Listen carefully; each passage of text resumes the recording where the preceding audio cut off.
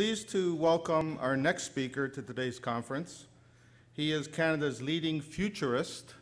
Does everyone know what a futurist is? Anyway, that's what he is. His name is Richard Worzel. Richard studied computer science, economics, and world trade in university, and has written articles on the future for the Report on Business, Canada, Computers, the Financial Post, among many others. His client list includes organizations like Coca-Cola, Sun Life Assurance, IBM, Rogers Media, Amgen, Ford, BMO Financial, the U.S. Navy, among many, many others. He started work in the investment industry as an institutional investor, received the industry's Chartered Financial Analyst designation in 1978, and since '79, he has run his own consulting firm, helping companies and organizations plan and prepare for the future. Richard has written 5 best-selling books, including Who Owns Tomorrow, which reached the Financial Post bestseller list in the 2nd week of publication. Richard is a scout leader and lives in Toronto with his wife and 2 children.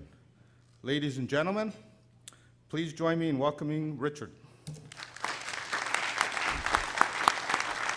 Thank you very much. I'm wired. I'm also wearing a microphone. And I just wanted to check, can everybody here at the back hear me okay? That's one of those questions like, are you asleep? You know, that just doesn't have a good answer.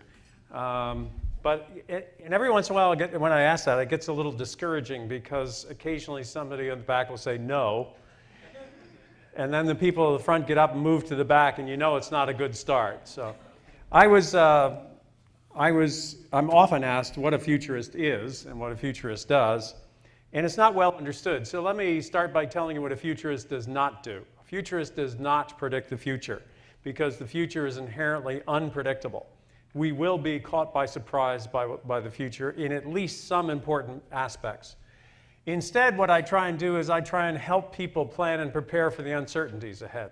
So a futurist is a planner, not a prophet, no matter how long my hair is.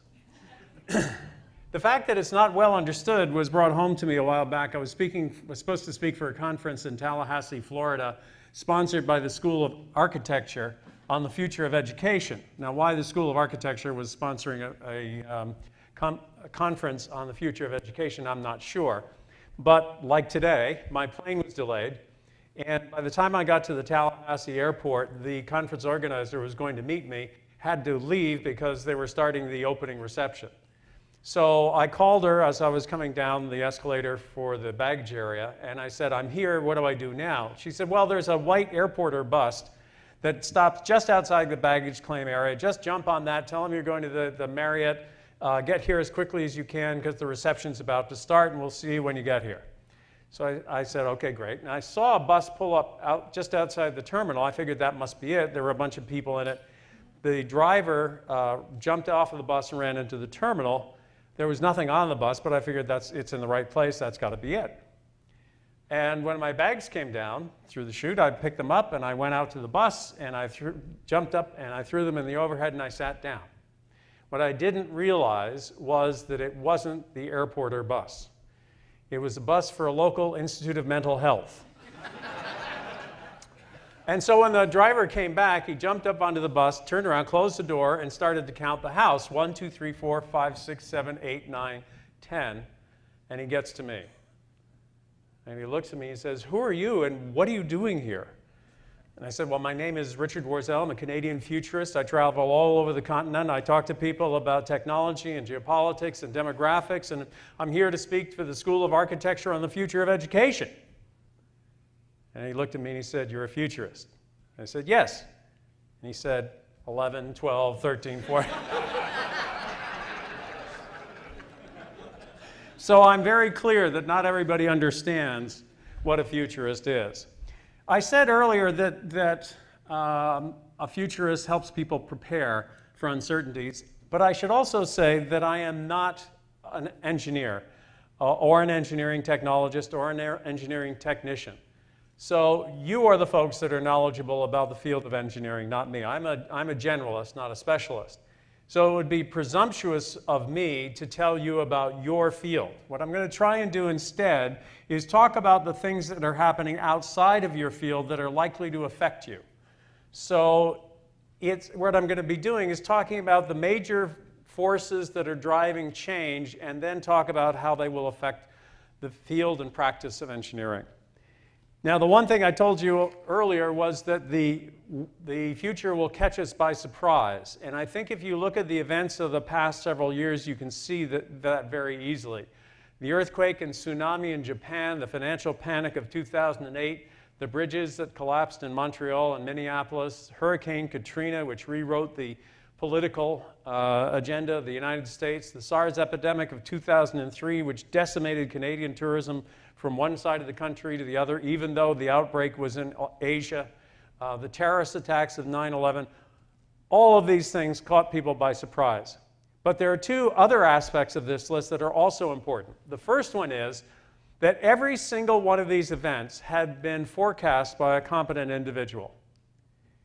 And in every single case, the forecast had been dismissed as far-fetched or alarmist by the relevant authorities, which demonstrates one of the other aspects of the future that's very important, and that is that we have a fundamental lack of imagination when it comes to thinking about the future, because we think the future, that tomorrow, is going to be like today.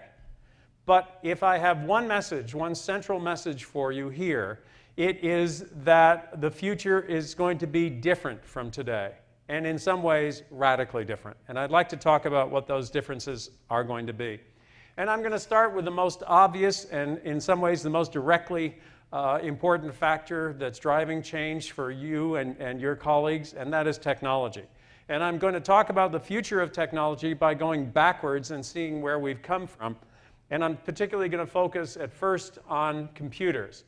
This is one of the very first electronic digital computers, ENIAC, built by the University of Pennsylvania in 1946.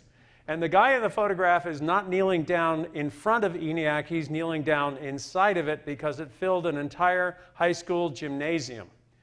And it had 19,000 vacuum tubes.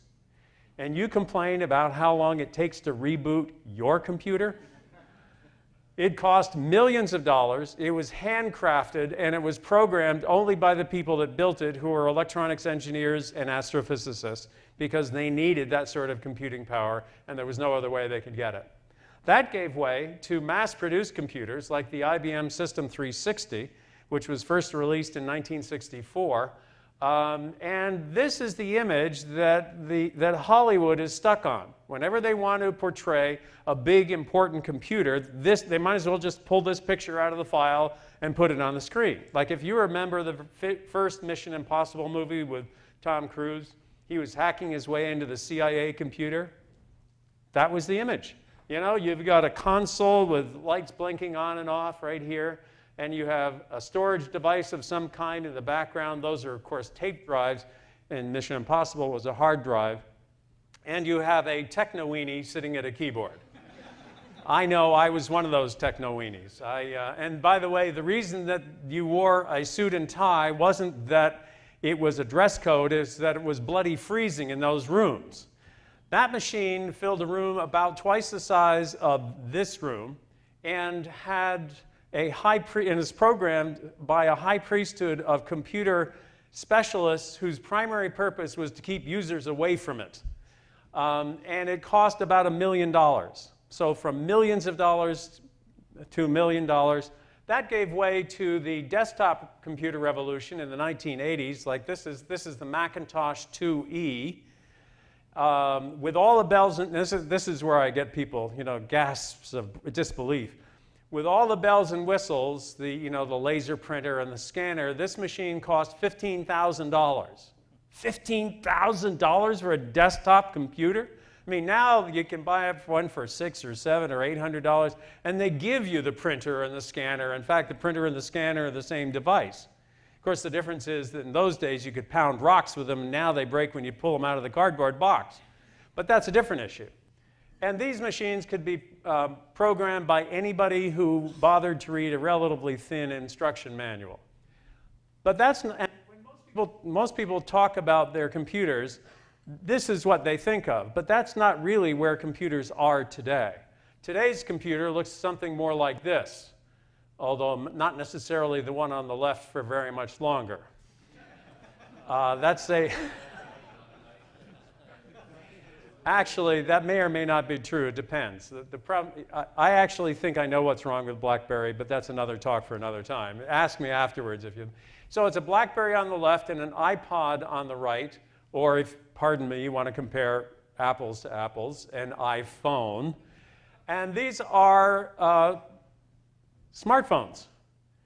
They cost maybe a few $100s, or if you're willing to shackle yourself to a telecom provider, you may be able to get one for free or not for very much money. And yet they are thousands of times faster than the computers I showed earlier. They do have instructions. Typically, they come with a little fan fold that you could find somewhere in the box if you bothered to look for it. But most people just pull it out of the box and start punching buttons. And yet, these computers are faster than the fastest supercomputers that NORAD used for missile defense in the 1980s. So that's how quickly things have moved. But you ain't seen nothing yet. What we're about to see is an even greater, everything that has come before is a warm-up act for what we're about to experience. You probably have heard of Moore's Law. Gordon Moore was one of the founders of Intel, the chip manufacturer. And he coined Moore's Law, which had to do with the number of transistors on a chip. But if you translate that into economic terms, Moore's Law basically says that computers will double in speed and halve in price every 18 months. Well, it turns out that's not true because it's too conservative. An inventor by the name of Raymond Kurzweil, who holds some of the basic patents for optical character recognition and voice and speech recognition by computers, and the computer human music interface and MIDI. He went back and charted the cost effectiveness computing to 1900. And on a semi-log scale, which thank God I don't have to explain what that means in this audience, showing a straight line is a exponential growth rate, like doubling every 18 months. He found that it actually is faster than that. It's actually a fourth-order polynomial, which means that not only is the rate of change accelerating, but the rate of acceleration is increasing. So we are seeing a doubling in speed and halving in price now about every 11 to 12 months. And then it'll be every 10 months, and then it'll be every 8 months, and so on and so on and so on. Into the foreseeable future. It'll require a different technology than we're using now, but those technologies are on the horizon. Roughly speaking, what this means is over the next 10 years, we are going to see an increase in the cost effectiveness of computing of roughly 1,000 times. That for the same $1,000, for example, 10 years from now, the computer that you buy will be 1,000 times faster than the computer you could buy today for $1,000. And that is going to have significant implications. As the Soviet Army used to have an aphorism, that quantity has a quality all its own. And that is what we're going to experience over the next 10 years and beyond, because computers are going to get not only faster, but more sophisticated. And it's going to change a lot of things. I mean, just think about how things have changed over the last 10 years and some. If you had asked somebody in 1990 if they'd be interested in doing their banking online, they would have looked at you like, how could that be secure? Why would I want to do that? Where am I going to feed the checks into the machine? I don't get it. If you had asked somebody in 95 what they thought about the idea of writing electronic letters, they would have looked at you and said, why would I want to do that? I can just pick up the phone and call somebody. But today, email, I still have a business line in my business, but it hardly ever rings, and when it does, it's usually a telemarketer. Most of the important communications come by email, and even email is now in many quarters seen as being obsolete. If you had asked somebody in 2003 if they thought that Google would be affected by a college sophomore who had just developed a program that would allow people to do effectively the online equivalent of signing each other's yearbooks, you would have thought, what has one got to do with the other? And yet today, Facebook gets about twice as many hits a day as Google does, and is pushing Google for dominance of the internet. So that's just a sense of how quickly things have changed. And let me talk about where we're going with this, because the changes of the next 10 years are going to be even more dramatic. And I want to focus to start on one of the areas that is of particular interest. And that has to do, or not just particular interest, but is going to be startling, is going to catch people by surprise, and that is the emergence of everyday robots. Now, we've grown up with the mythology of robots. The mythology has been around for thousands of years. In our time, it's been, you know, Rosie the robot from the Jetsons, or the Terminator from the Governor's Mansion in California, or the Isaac Asimov I, Robot series. That was the Will Smith movie. But now we're moving into an era where robots are going to become everyday reality. That's a bomb disposal robot. That's a wearable robot called an exoskeleton, which increases strength and stability. This is a surgical robot, the Da Vinci robot, that allows surgeons to perform surgery without hand tremors.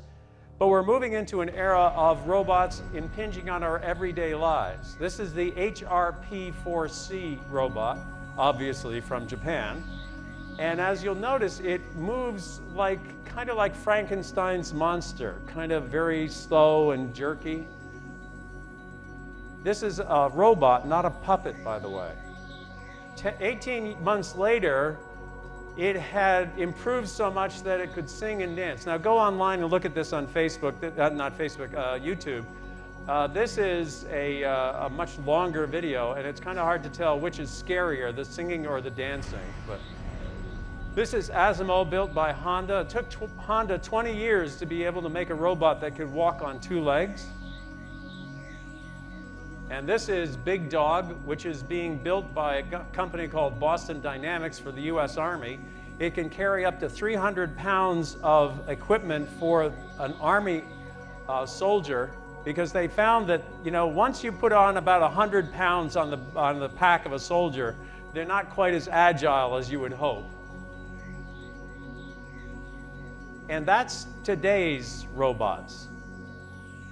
We are going to experience robots in a large sector of our lives, but don't expect Rosie the robot to show up in your home anytime soon, because aside from anything else, it'll be very expensive. Even within 10 years, I would expect that a humanoid robot will be about the price of a high-end luxury car, which means that's one of the reasons why so many industrial companies are focusing on robots, because they see it as the next big consumer durable, and they want to be there. But robots are going to impinge on our lives in other ways, and again, I would direct you to YouTube. This was a TED presentation by Professor Vijay Kumar of the University of Pennsylvania. Interesting, we kind of come full circle, because ENIAC was built at the University of Pennsylvania as well. And this shows how robots may be able to do things in swarms.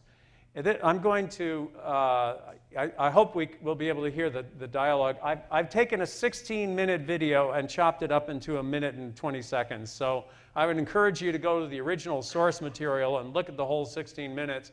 It's worth it. But I've picked out some particular parts. You have overhead motion capture That cameras on the floating top that thing tell is the the robot robot. where it is 100 times a second. It also tells the It robot has where these obstacles 4 are. helicopter rotors. And the obstacles can be moving, and here you'll see Daniel throw this hoop into the air. The Well, robot is in the top middle of the calculating position screen. of the hoop and trying to figure out how to best go through the hoop.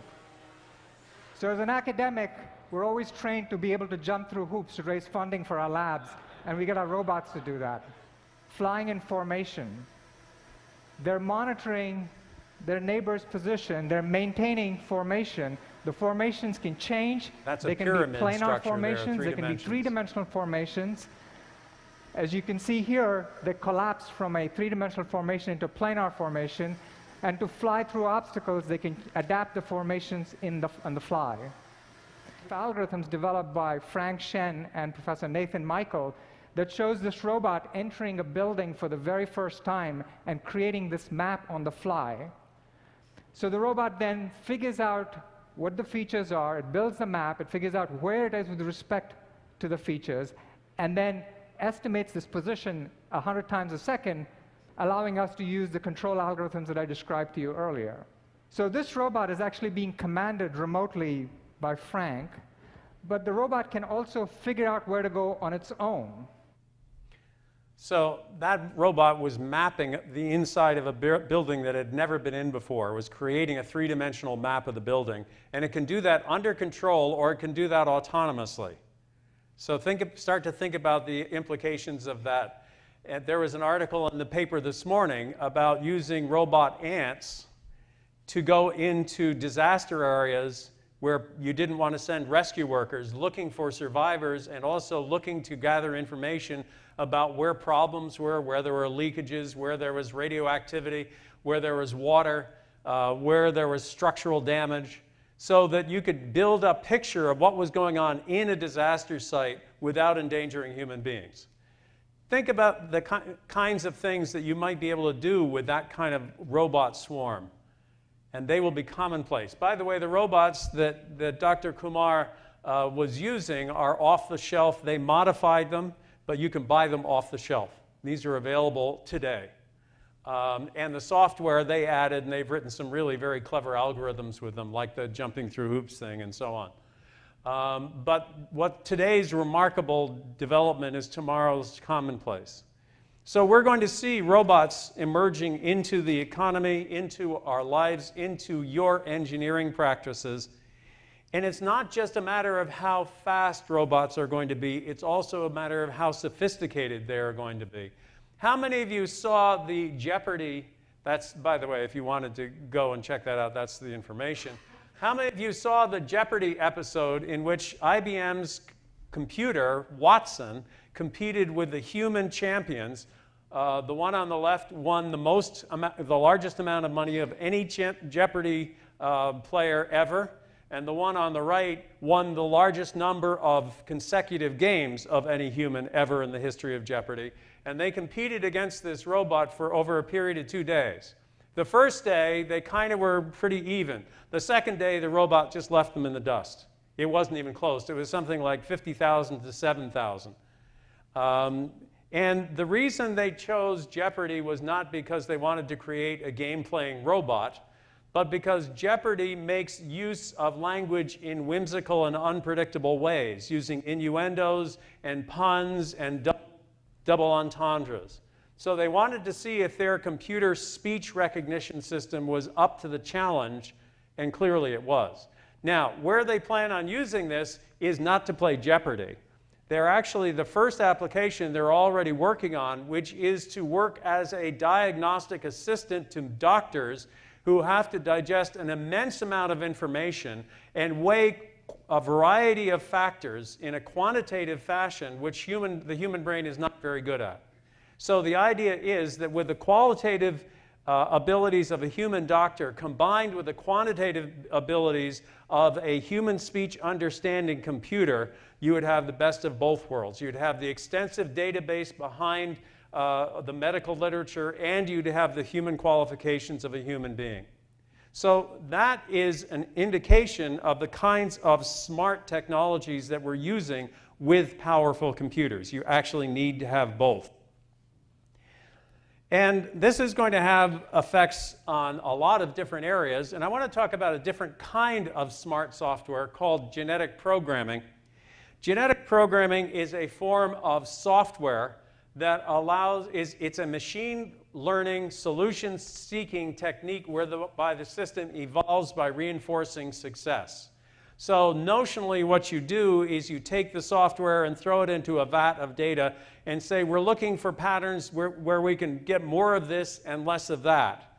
So for example, there's a company in Ann Arbor, Michigan, that is using this to create prognostic and diagnostic tests for oncology and to work with pharmaceutical companies in helping them to test drugs in stage 2 and stage 3 trials to determine for which genetic groups these drugs are more likely to be effective. So what they do is they say, we're looking for people that respond best to this drug. What genetic patterns do those people have? And the algorithm will go, or the software will go into the data, and it will say, people that have these 3 genetic characteristics are more likely to be affected positively by the drug respond well. These people who have these 5 genetic characteristics are likely to have negative side effects that you don't want to encounter. So by genetically screening a population of cancer patients, you may be able to create a drug that is far more effective perhaps 70 to 80% of the time, as opposed to the current 30 to 50% of the time. So that's genetic programming. Let me just give you some idea of the areas where it can be useful. I told you about using it in oncology research. I have some other examples. Oh, it was originally used for antenna design, which, as some of you know, is a black art. In other words, there's no algorithm that you can plug in and say, we need an antenna that looks like this. Well, genetic programming can identify antennas that work. We don't know why. It doesn't explain why. Although it can create enough information that a human could go in and start to research, why is this the case? But it doesn't do that. It's been used to model the kinetics of the combustion of jet fuel in a jet chamber for NASA. It was used by Pioneer Hybrid for a crop optimization model. A paper manufacturing company that makes paper diapers was looking for a dynamic controller because weaving paper diapers is actually incredibly difficult. You're working at high speeds. You want to get as much productivity as you can. And you're working in 3 dimensions. You've got rollers that try and keep enough tension on the paper that it stays flat and it weaves up and down at the same time. So they had a static controller based on statistical analysis of the way the system worked.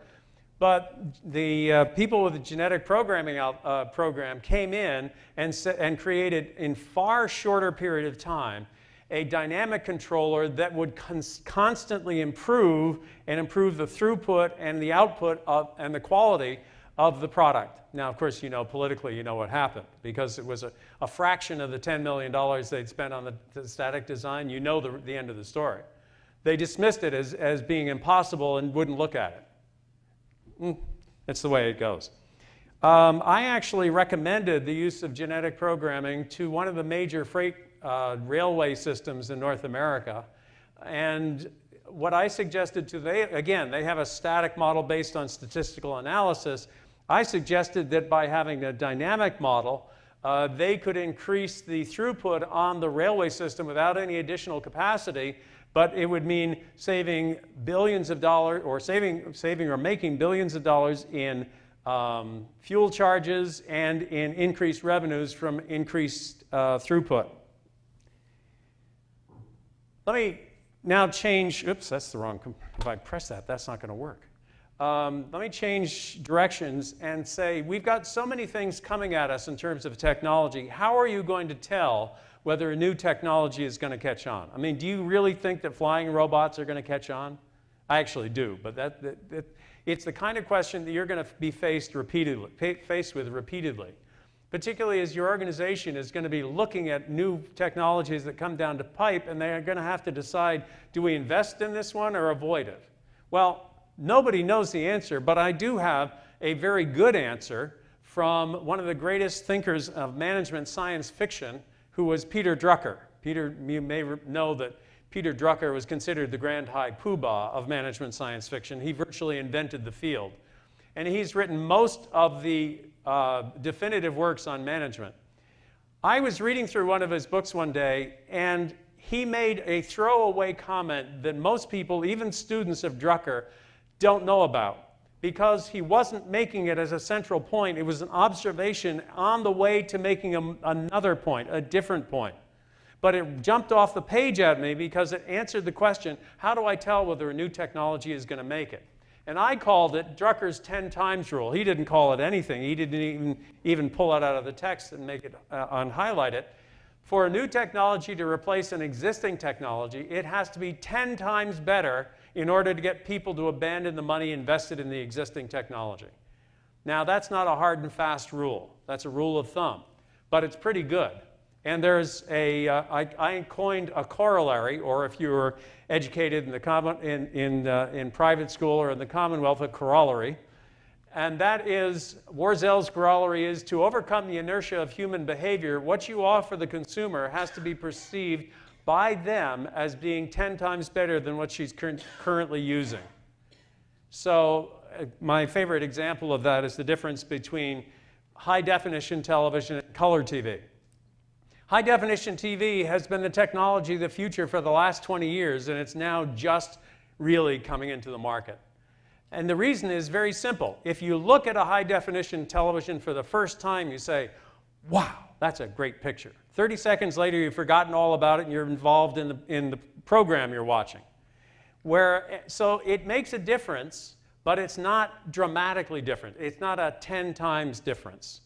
On the other hand, if you look at what happened with color TV, as soon as the broadcasters started broadcasting in color, people couldn't pull out their checkbooks fast enough to buy color television, because color versus black and white is that sort of difference, that 10 times difference. As I say, this is not a foolproof hard rule. It's a rule of thumb, but it can serve you very well. When you see, like for example, at one conference, just out of the blue, somebody said, what do you think about satellite radio? And I had already talked about Druckers' 10 times rule, and I said, well, let me ask you, is satellite radio 10 times better than terrestrial radio? And they said, no. I said, there's your answer. Satellite radio will fill a niche, but it's not going to replace terrestrial radio, or more likely, internet radio. So it's a good rule of thumb. Now, what are the implications? What are the implications of this such technological advances for engineering techs? Well, first, it means the tools available to you are going to become significantly more powerful.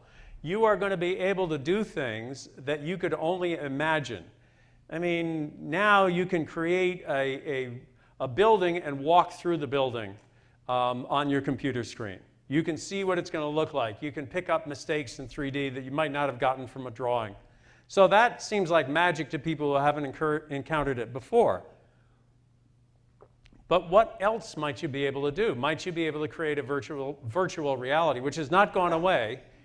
It actually follows another rule. I don't think it was Drucker that said this one. I don't remember who said this, but that there are two stages of technological development. One where everybody hears the hype, and it doesn't live up to it because it's an S-curve. And you're going through the very slow development stage. So everybody hears the hype about virtual reality, and then it doesn't happen. They say, I knew it was all nonsense. And then it takes off, and the technology catches up to the hype and exceeds expectations.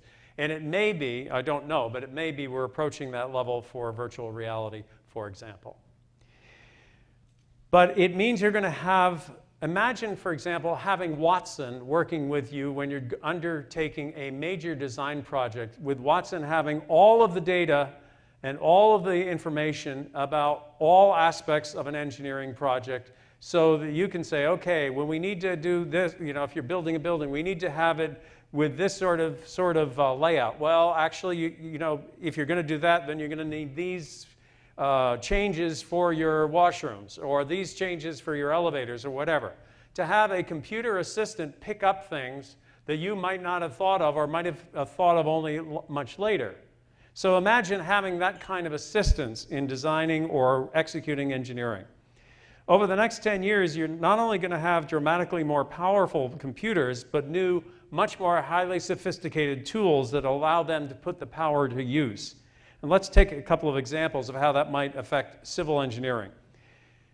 First, when doing the design, let's talk about civil engineering and road design, for example. You might do the design on a new road or a new bridge.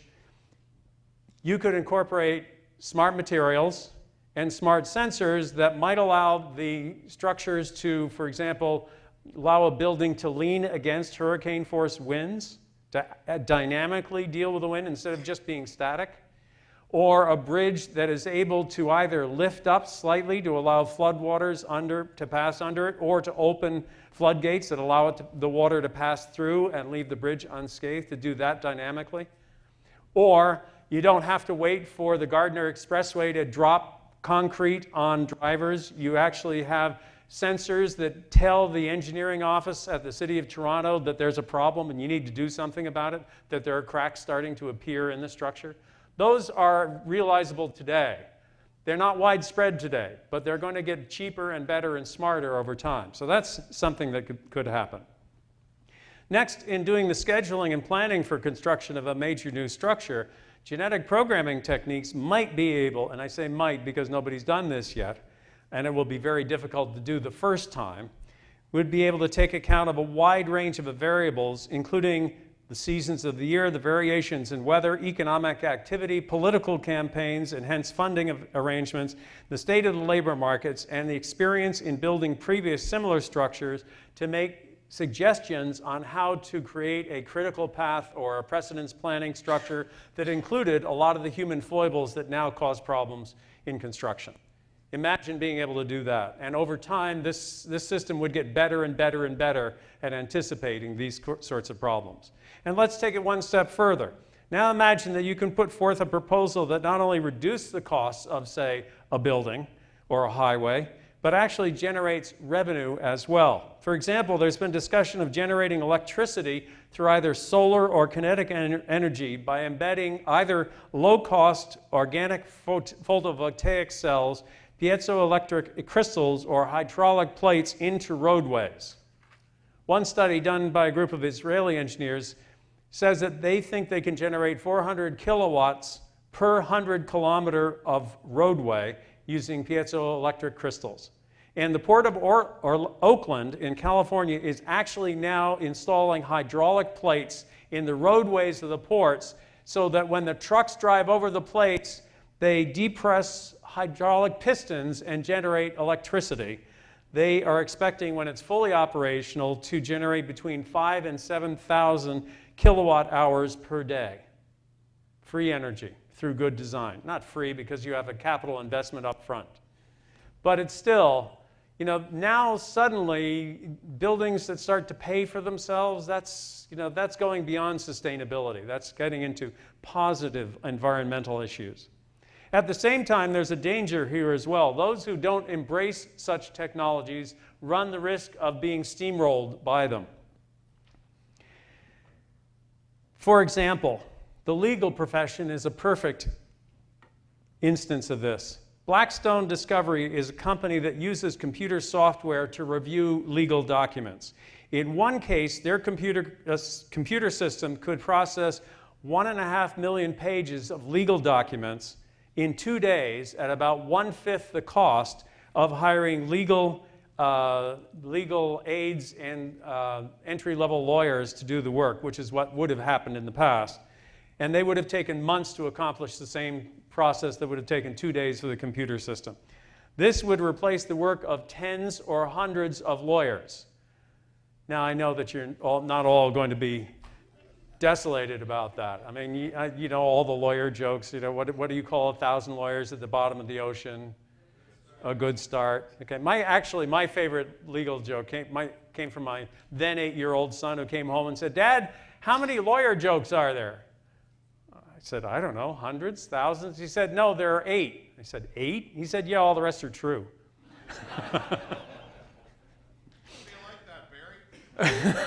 We have lawyers in the room. Okay.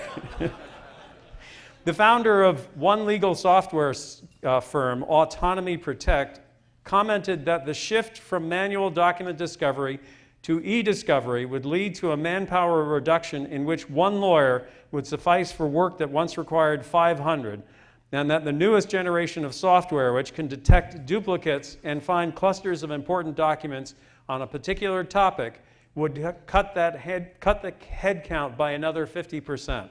Moreover, legal software may produce better results than humans because software doesn't get tired or distracted or bored. Could this happen to engineering? Absolutely. I'm not saying it'll happen today. I'm not saying it'll happen in the next 5 years.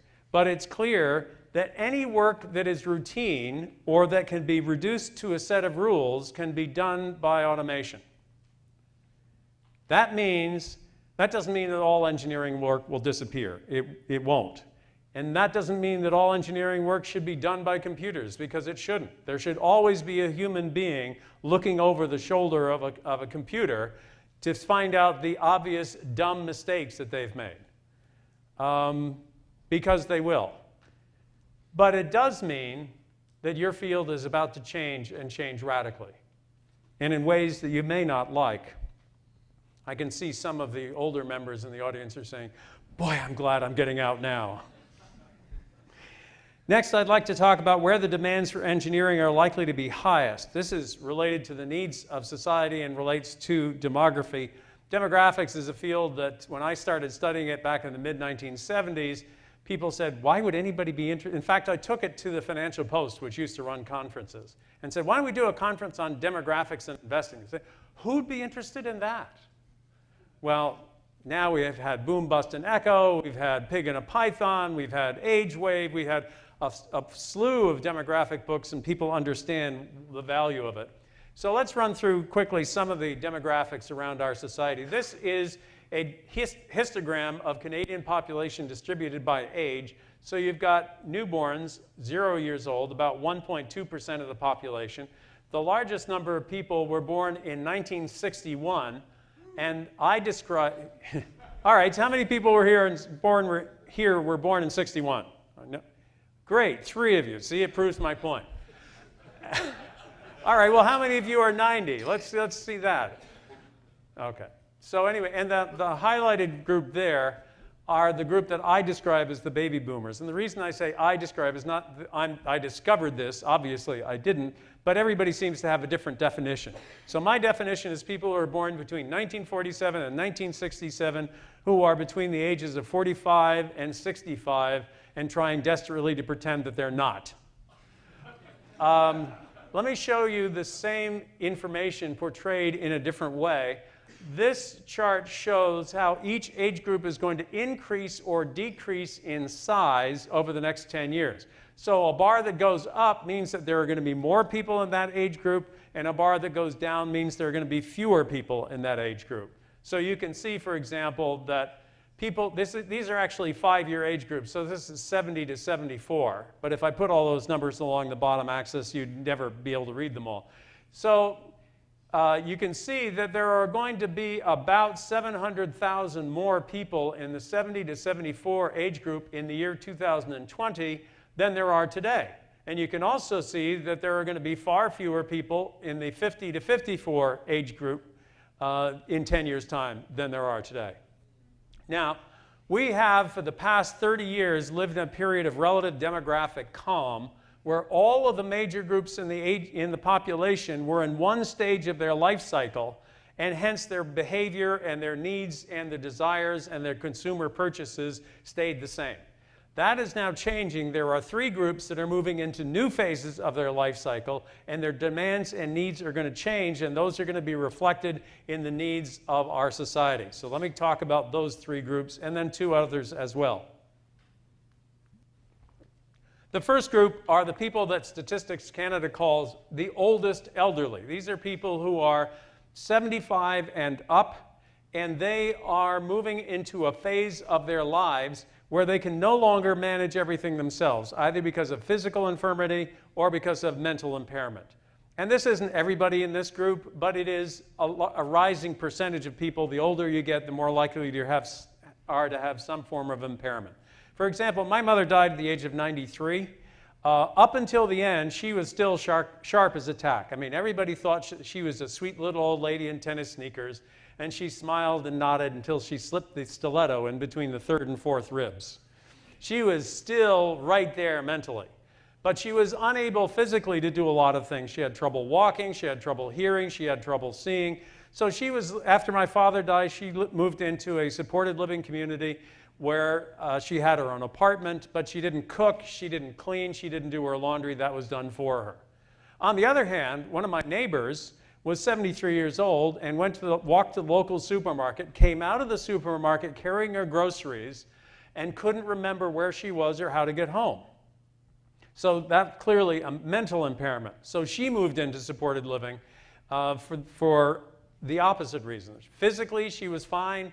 mentally she was having problems. So those are the sorts of things that are going to happen more and more, and society is going to need to support that. Now, this group of people in the past has been so small that governments have effectively just swept them under the carpet and ignored them, which is why we have nursing home scandals on a regular basis.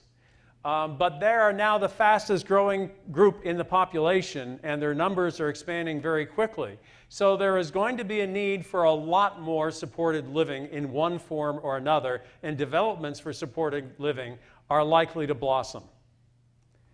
For example, and one of the demonstrations that this is happening is that people 75 to 85 are engaged in proportionally more real estate transactions than people 55 to 65. And you look at that and say, why? The answer is because they're selling their family home to move into supported living.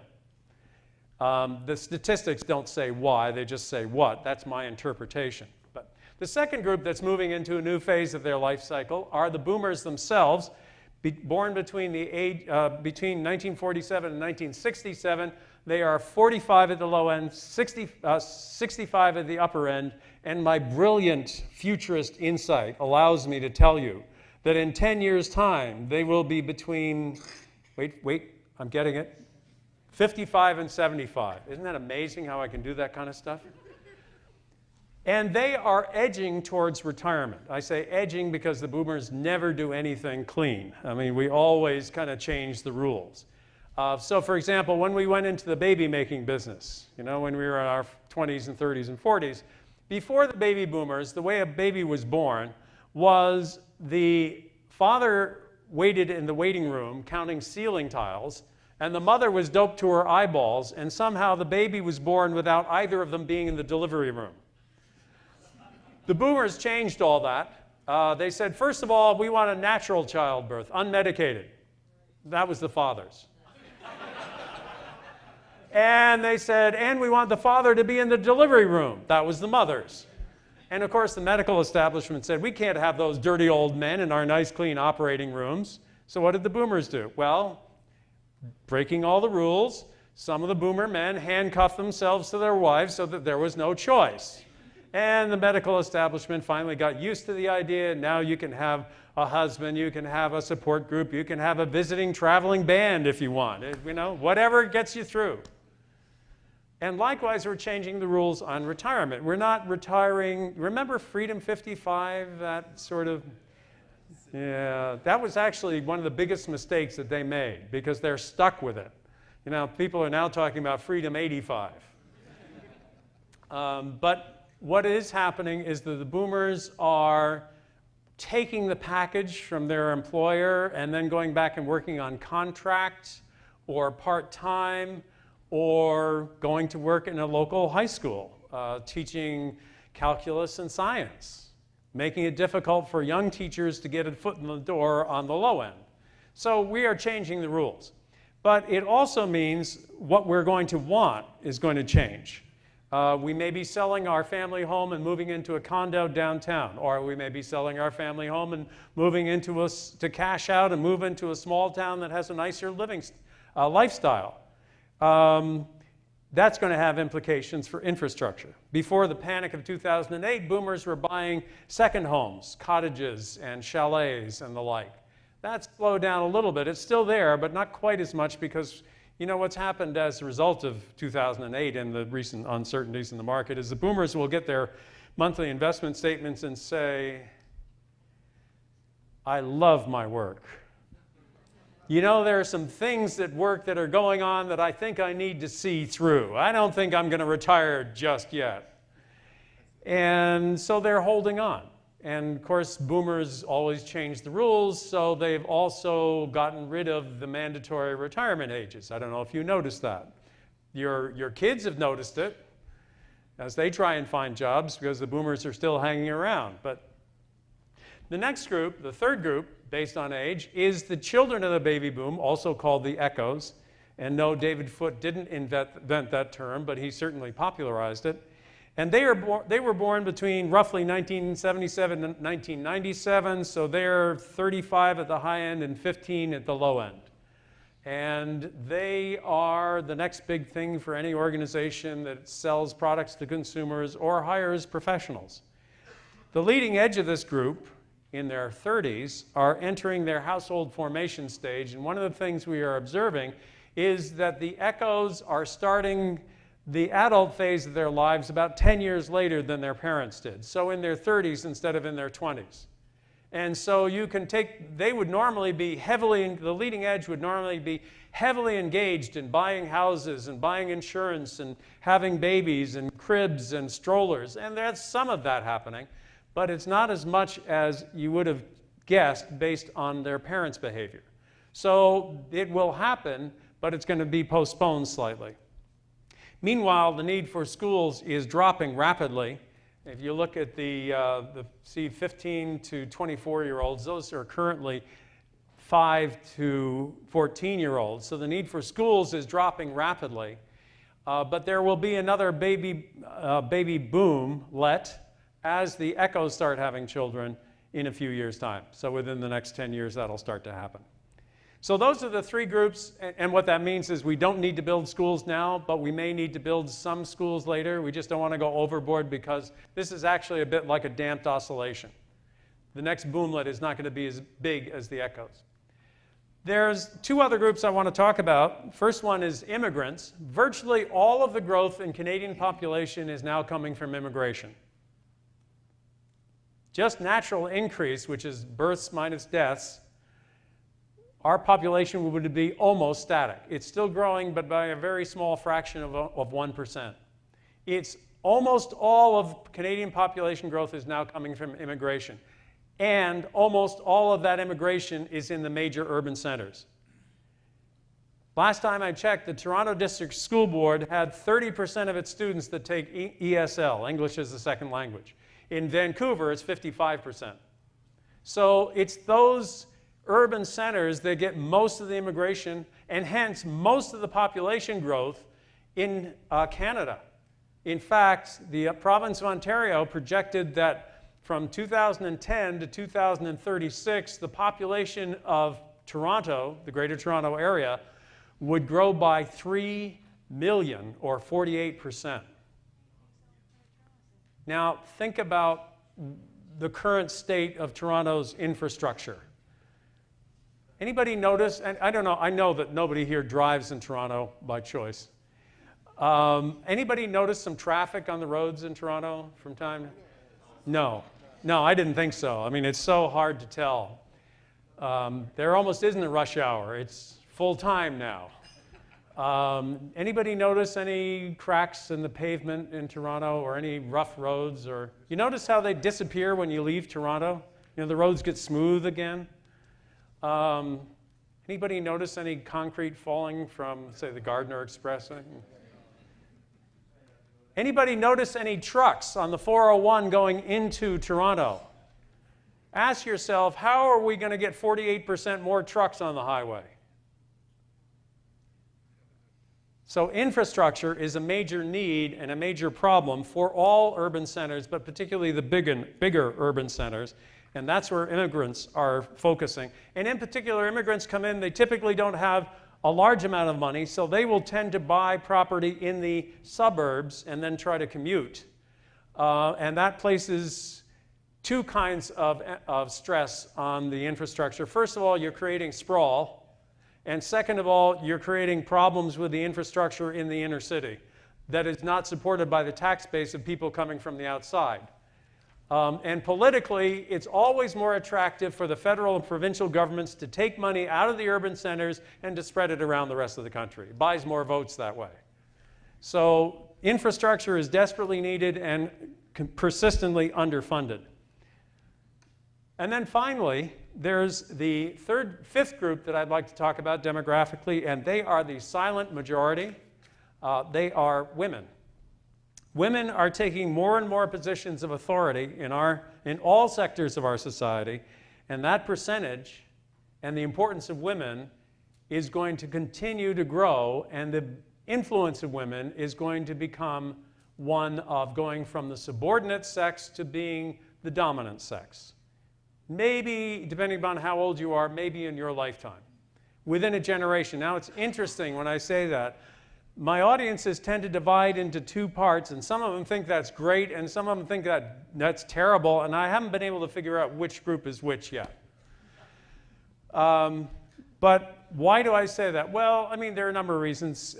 First of all, probably the least important, but important, is that there are role models for women in every line of work, in every possible occupation, from entrepreneurs like Meg Whitman, who was one of the founders of eBay, all the way up to, but not yet quite including, President of the United States. So there are role models for young women, so they say, yes, I can do that. Secondly, of importance is that, in fact, I think this is the critical, no, third one's the critical one. Secondly, there are, for every 3 businesses started by men, there are 4 started by women. So there are more entrepreneurs who are women than men. And businesses started by women are twice as likely to survive as businesses started by men. So increasingly, in your practice, you are going to encounter women executives and owner-managers and entrepreneurs.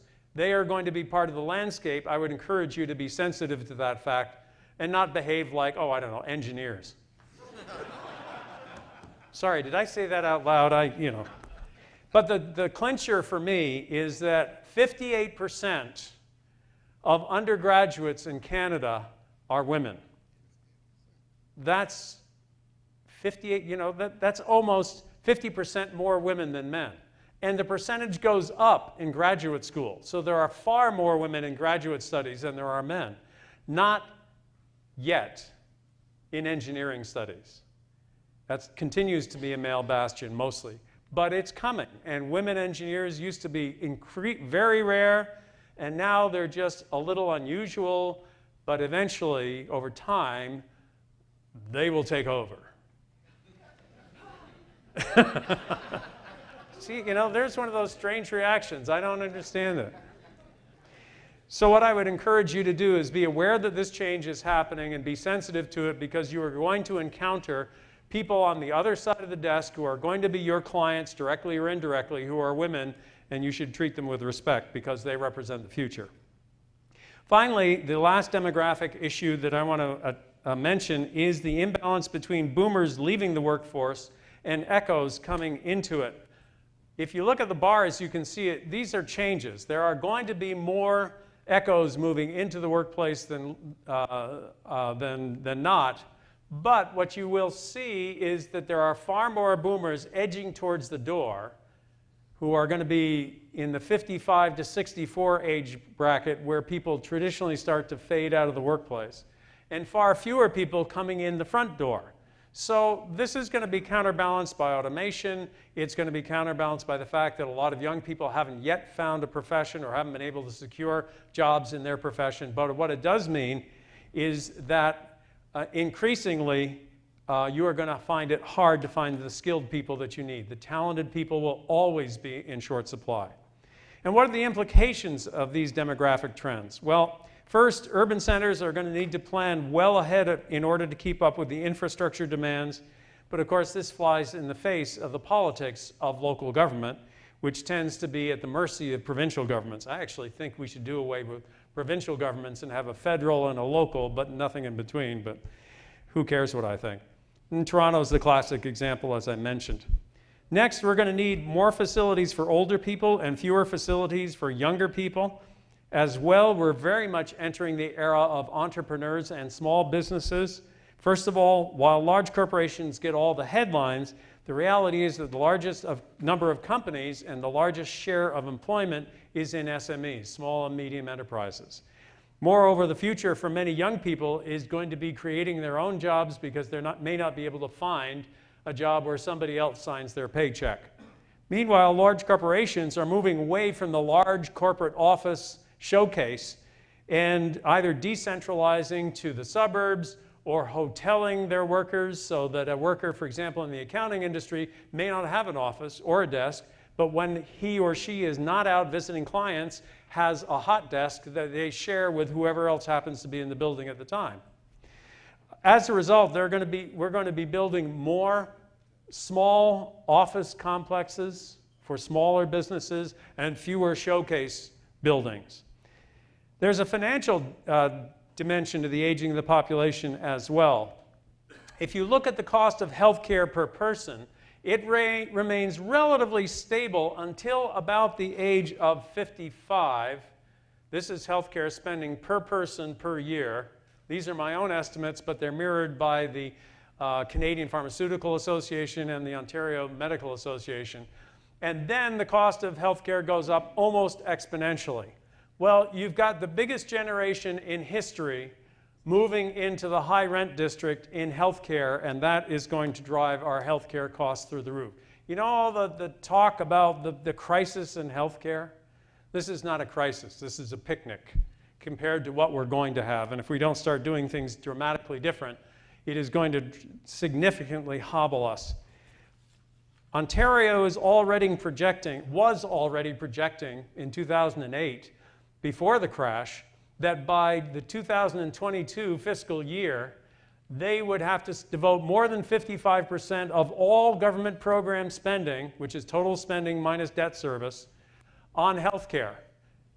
Because of the Great Recession, the amount of expenditure has continued to grow, but the revenue has not kept up, with the result that they're now looking, by the end of that decade, to, based on current trends, to have to spend 70% of program spending on healthcare, which means that only 30% is left for everything else that the provincial government does, and that's clearly not sustainable. That's not possible. So what it means is that governments are going to look for ways of getting out from under obligations. We're certainly going to see that in healthcare. We're going to be asked to pay for more of our own healthcare costs, but it also means that government-sponsored infrastructure projects are going to become more difficult to come by and rare, and we are going to see more private-public partnerships where private capital is used instead. So that, too, is a characteristic of the future. Beyond this, it's also going to lead to a lot higher levels of regulation. When governments want to do something but don't have the money to do it, one of the apparently simple answers is to regulate the private sector to do them for them. So although it looks like a cheap solution, all it does is transfer the cost from the public sector to the private sector. It depends on governments, and governments depend on people, so it may not always happen everywhere. But I think you'd better count on there being more regulation in future, not less, and be prepared for it. As Star Trek said of the Borg, resistance is futile. And as well, governments have been dramatically underspending in infrastructure over the past several decades and will have little choice but to invest in it. But again, it's more likely to be public-private partnerships. So let me sum up. The future for engineering service is wide open. The needs are going to be great because our economy, our society is shifting gears, because our population trends are changing, because the tools we're going to be able to use are going to allow us to do things that were in the past might not have made financial sense, but now do. And we're going to be able to create buildings and ideas and be able to do things that we never imagined possible before. And the areas where we're going to need more engineering services include supported living facilities and communities, office complexes for small and medium enterprises, typically in lower rent areas of urban centers, municipal infrastructure of all kinds, especially in major urban centers. Government spending on all kinds of infrastructure will have to try and catch up, but politics and money militate against it. And one area that I didn't mention but is important is the greening of existing buildings. Going back and retrofitting buildings and making them less energy, more energy efficient, less emissions, and essentially those projects, for example, in New York City, are being undertaken by engineering firms that take a percentage of the savings instead of an upfront fee. And that's becoming big business in parts of the United States. I would further suggest that a major theme that everyone who purveys engineering services should focus on is cost saving and operating efficiency. Now, I know that's always a factor. Money is always an issue. But more than ever before, your clients, whether they're private sector or public sector, are going to come to you and say, I'm not sure I've got the money to do this. What could you do for me? And if you can come up with a good answer, you may get the project, and if you can't, the project may never be built. Meanwhile, the major effect of the global economy, the single major effect of the global marketplace is increased competition. Forget all the other stuff. That is the major effect of the global marketplace, increased competition. And you are going to see competitors coming and competing here, and you are going to find yourself wanting to compete elsewhere as well. Private sector, public sector, all aspects of your work. And that also drives the need to be cost effective. Let me wrap up by leaving you with a quote from another futurist. He's a Dutchman by the name of Henri de Gauss. Now, I know I mispronounced that, and if you have a Dutch background, please forgive me. But de Gauss, who used to work for Royal Dutch Shell, said something that you should keep on the wall of your office. Learning faster than your competitors is the only sustainable competitive advantage in an environment of rapid change and innovation. I don't think there's any question that we are in an environment of rapid change and innovation. I don't think that's open to question. And I don't doubt that you're interested in learning, because that's why you come to events like this. But my question for you is a little less comforting than that. Are you learning faster than your competitors? Not are you learning, but are you learning faster? Because the future is going to be a wild and crazy, exciting place. And if you're prepared for it, it's going to be a wild and fun ride. And if you're not, you may be put out of business. I'm going to leave you with one other thought from another, actually a technological visionary, a man by the name of Alan Kay, who, remember at the beginning of my presentation, I said that nobody could accurately and consistently predict the future, that the future would catch us by surprise. Kay disagrees with me. He said the best way to predict the future is to invent it. Now, we can't control what happens around us. That's beyond our abilities. But we can absolutely control how we respond to when things happen. So it's not a matter of whether you're going to be caught by surprise. It's a matter of how quickly you recover from that surprise and whether you respond more constructively than your competitors that counts. And I wish you good luck and Godspeed. It's going to be wild. It's going to be fun. Enjoy the ride. Thank you. I think you said that in order for an event to be effective, it's going to be 10 times better for new technology to be accepted. Yeah, I was thinking about your diaper example. He was 10 times, but he didn't make it. That's right. And that's in part because things are happening that people don't believe. You know, if you went, because this company had spent $10 million coming up with a model that allowed a static controller that allowed them to weave paper diapers, and it was pretty good. This company came in and for like $50,000 came in with something that was better and would continue to improve. So you're senior management and you're looking to your IT group and saying, okay, we spent $10 million on this controller that you developed for us. This guy spent $50,000 and come up with something better. What do you think? And they say, well, obviously it doesn't work. People don't believe what happens. People don't believe the changes that they're actually seeing because they're so startling that they just can't believe it. And structurally, and in this case politically, they didn't want to believe it. That's why I'm in what I'm in. Anyway, Richard, thank you for sharing with us your... Thanks for sharing with us your knowledge of the drivers of change, and especially how they relate to our profession. I'm sure that everyone will agree with me that you gave us lots to think about and to most certainly look forward to. Anyway.